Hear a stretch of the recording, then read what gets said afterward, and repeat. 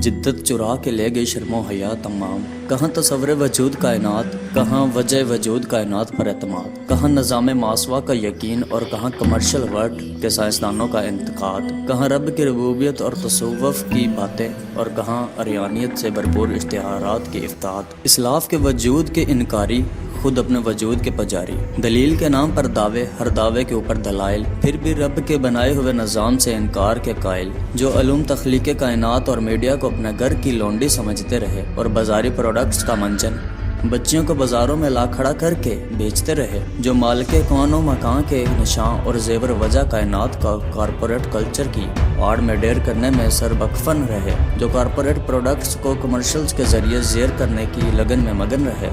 इन्हें या इनकी सकाफत को किसी की जुम्बश अबरू या नौके कलम ने नहीं, इन्हें किसी के ग़ज़वे या किसी की जंग ने नहीं, इन्हें इमाम हुसैन रज़ियल्लाहु तआला अन्हु की तलवार या अब्बास रज़ियल्लाहु तआला अन्हु के अलम ने नहीं, इन्हें किसी पीर या बाबा के पानी पर दम ने नहीं, इन्हें अपने होने की खुशी या किसी के ना होने के गम से नहीं, इन्हें जिन्नात या खलाई मखलूक के साए ने नहीं, इन्हें खुदा के होने या ना होने की राय ने नहीं, इन्हें तस्खीर कायनात के राजों से जुड़ी साइंस ने नहीं, बस सेकुलर सोच और खुशफहमी में हुर्मत व असमत का पैकर यानी अपनी औरतों को बेच बाजार में ला खड़ा करने की रवायत ने आसमान से ज़मीन के अंदर दे मारा। ज़मीन के अंदर से दफन सकाफत और इस्लाफ के रवायात चीख चीख कर बयान कर रही है कि है कोई उमर इब्न फ़ारूक रज़ियल्लाहु तआला अन्हु या फातिमा बिनत मोहम्मद सल्लल्लाहु अलैहि वसल्लम का पैरोकार, जो ला इलाहा इल्लल्लाह के नाम पर वजूद में आने वाली इस्लामी जमहूरिया पाकिस्तान में कमर्शियल्स के नाम पर बिकती बिनत हवा की रतां को पामाली से बचाए। है कोई माई का लाल जो कॉरपोरेट वर्ड्स में कमर्शियल्स के नरगे में गिरी औरत को बकाऊ माल बनने से बचाए। हद तो ये है कि औरत की हुर्मत के दाई और इंसानी हकूक़ की अलमदार NGOs तक की आंखें इस वक्त पथरा जाती हैं जब इज़्ज़त व तकरीम के लायक पाकीज़ी का मुजस्सम यानी सिर्फ नाजुक के ख़ुदखाल और इसके इस्तेमाल के जरिए दुनिया में मसनूआत बेचने की आड़ में अजीब रुझान बर्पा किया जाता है। पत्थरों के दौर से 2019 तक के सफ़र में तो सदियां बीती हुई दिखाई देती हैं, लेकिन अपने इस्लाफ के इक़दार से रोगर्दानी के सफ़र में हम वहीं के वहीं खड़े हैं। फ़र्क ये है कि औरत पत्थरों के दौर में औरत को लौंडी बनाकर सरबाजार नीलामी के लिए ला खड़ा किया जाता था, आवाज़ें कसी जाती थीं, बोली लगाई जाती थी, दाम बढ़ाए जाते थे, ओरियों पेड़ बकरियों की तरह किसी की बहन या बेटी को हाँक दिया जाता था। लेकिन अब मसनूआत के दाम लगते हैं, पैकेजेस मुतारफ़ कराए जाते हैं, तारफ़ी कीमतों का चर्चा होता है और मसनूआत के कॉरपोरेट सेक्टर की इस रेस में औरत को अमल अंगेज़ या कैटालिस्ट के तौर पर इस्तेमाल करते हुए बेच दिया जाता है। और क्यों ना हो, मसनूआत की जिस मार्केट का कमोबेश $2 बिलियन प्रोडक्ट की तशहीर के नाम पर खर्च होता, इस मार्केट के व्यापारी को क्या गर्ज के मसनूआत बेचने की दवा बेच में औरत ज़िबा हो रही है। इसका किरदार या इसकी अक़दार, इसे महज अपने प्रोडक्ट्स को बेचना है, चाहे इसमें किसी का कितना नुकसान ही क्यों ना हो। कॉरपोरेट वर्ल्ड पाकिस्तान जैसे इस्लामी माशरे को अतदाल पसंदी, जिद्दत पसंदी या मॉडर्नाइजेशन के नाम पर अजदाद की इक़दार से दूर कर रहा है। हमारा माशरा धीरे धीरे डिसेंटिसाइज्ड हो रहा है। एक वक्त था जब बहन जी टाइप के कपड़ों और ओढ़ने बिछोने के रुझान था, घरों में फैमिली सिस्टम राइज हुआ करता था, घर का सरबरा पानी का गिलास मांगता था तो अहलिया सर पर दुपट्टा लिए अपने मजाजी खुदा के हुक्म की तामील करते हुए जी हजूर कहती थी। बेटी स्कूल या कॉलेज के लिए निकलती थी तो सर पर दुपट्टा, सतरपोशी और खालस मशरकी लिबास इसका जेवर कहलाते थे। मोहल्ले के अबाश नौजवान भी ऐसी बच्चों का एहतराम करने पर मजबूर हो जाते थे। टीवी पर ड्रामे लगते थे तो सहरा काज़मी, नीलमा हुसन, मशी खान और बुशरा अंसारी जैसे फनकारों के रूप में मशरकी अक़दार की परवान चढ़ाती कहानियाँ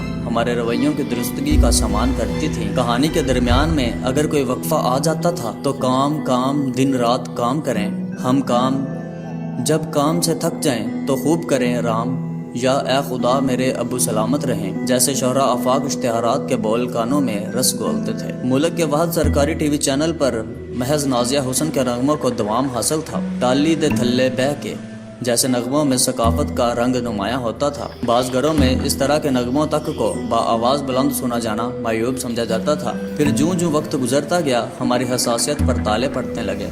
सर पर दुपट्टा ओढ़े हाथों में किताबें थामने का कल्चर हमें बाजी कल्चर नज़र आने लगा। ये दौर रोबीना अशरफ, मरीना खान और हदीका कियानी जैसे किरदारों का था। सर से दुपट्टा उतर चुका था, मॉडर्नाइजेशन की चकाचौंध हमें घेरे हुए थी। जीन्स और टी शर्ट में ऐसे किरदारों को देखना मायूब जरूर लगता था, लेकिन ये कहकर हालात पर पर्दा डाल दिया जाता था कि हम 21वीं सदी में दाखिल हो रहे हैं।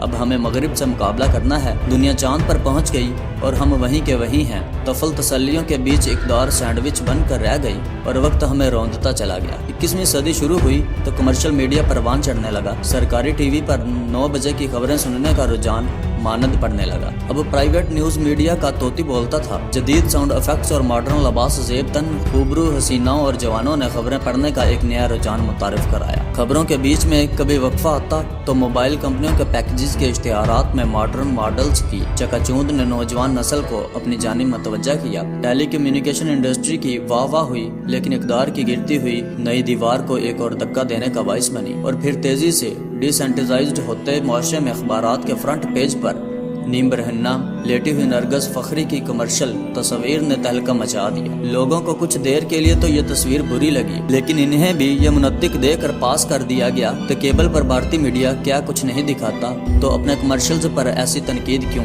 مسلسل گرتی اقدار کے سفر کے کچھ حصے کو رہنے دیجیے۔ اب سن 2019 ہے اور 4G کا دور ہے۔ ہائی سپیڈ انٹرنیٹ کے اس دور میں تشہیر کا معیار بھی 4G جیسا مبہم اور دل آویز ہے۔ گزشتہ رات ناچیز لاہور ڈیفنس میں لانگ ڈرائیو کے لیے نکلا تو ایک سگنل پر اسی کمپنی کے 4G پیکج پر مبنی سائن بورڈ کو آویزاں دیکھا، جس نے کسی دور میں نرگس فخری کی نیم برہنہ تصاویر کو اخبارات کے فرنٹ پیج پر اپنے پروڈکٹ کی تشہیر کے لیے لانچ کیا تھا۔ یہ سائن بورڈ پیکیجز سے کہیں زیادہ چست پھٹے ہوئے لباس میں ملبوس ماڈل کے کسی اور پیکیجز کی تشہیر پر مبنی دکھائی دے رہا تھا۔ میں اور میرا ڈرائیور کافی دیر تک اس اشتہار میں پروڈکٹ کو ڈھونڈتے رہے۔ میرا ڈرائیور عمر رسیدہ اور جہاں دیدہ ہے۔ اس نے ایک طائرانہ سی نگاہ اس سائن بورڈ پر ڈالی اور بولا، صاحب آپ تو ٹی وی میں ہیں، یہ اس طرح کے سائن بورڈ سے ہم کیا ظاہر کرنا چاہتے ہیں کہ ہم کس طرح کے لوگ ہیں؟ میرے پاس میرے ڈرائیور کے سوال کا کوئی جواب نہیں تھا۔ گھر واپس آیا تو میری ملازمہ کی بیٹی، جو کسی طور متوسط طبقے سے تعلق نہیں رکھتی، اپنی ماں سے ویسی ٹی شرٹ اور پھٹی ہوئی جینس کا مطالبہ کر رہی تھی جیسی سائن بورڈ پر ماڈل نے زیب تن کر رکھی تھی۔ میں رات بھر اس بات کو سوچتا رہا کہ کمرشل میڈیا ہماری نسلوں کو کس سمت میں ایجوکیٹ کر رہا ہے۔ کہیں ہم ضرورت سے زیادہ ڈی سینٹیزائزڈ تو نہیں ہو چکے ہیں؟ کیا ہمارے لیے باقی اریانی اور ماڈرنائزیشن میں کوئی فرق نہیں رہا؟ برانڈز کی آڑ میں ہم تختہ مشق کیوں بنتے جا رہے ہیں؟ بظاہر ہم ترقی کر رہے ہیں، لیکن ہمارا معاشرہ پستی کی جانب کیوں بڑھ رہا ہے؟ ان حالات میں ہمیں اپنے احساس اور شعور کو جگانا ہوگا۔ اچھے اور برے میں تمیز اور تفریق کو مقدم رکھنا ہوگا، ورنہ دنیا کی گم ہوتی قومیتوں میں ہمارا نام تک نہیں رہے گا۔ مجھے سننے کے بعد کئی لوگ مجھے بغیر داڑھی والے مولوی ڈکلیئر کریں گے۔ مجھے اس سے بھی کوئی فرق نہیں پڑتا۔ میری طرف سے پوری قوم کو باجی سے 4G تک کا یہ سفر مبارک ہو، لیکن اس سفر کے شغل سے باہر نکلیں تو کچھ دیر کے لیے سوچیے گا ضرور۔ معزز خواتین و حضرات، اگر آپ کو ہماری ویڈیوز پسند آئی ہے تو پلیز ہمارے اس ویڈیو کو لائک کریں اور کمنٹ باکس میں اپنی رائے کا ضرور اظہار کیجیے گا، اور اس ویڈیو کو زیادہ سے زیادہ شیئر بھی کریں، اور ہمارے چینل ایچ ڈسکوری کو سبسکرائب کریں، بیل آئیکن پر ضرور کلک کریں تاکہ ایسے آنے والی اور نئی ویڈیوز اب تک بآسانی پہنچتے رہیں۔ شکریہ، اللہ حافظ۔